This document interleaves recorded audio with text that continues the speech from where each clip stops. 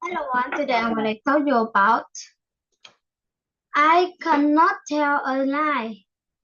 When Girl was 6 years old, his father gave him an axe. He don't chop anything with his shiny new axe.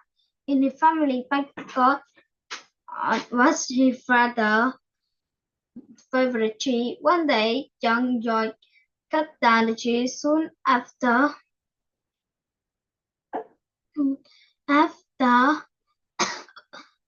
he first saw the poor dead tree. He was sad and also very angry. He called his son and asked, "Do you know what happened to my cherry tree?" George was fickle. He told about a little lie, but he changed his mind and cried, I, Father, is what? I who cut down your cherry tree. George's father looked Tiny at him.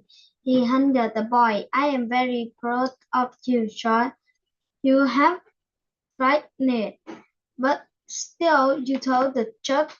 You are worth to me than 1,000 cherry trees. Thank you, trên my video. Xin chào. Bye.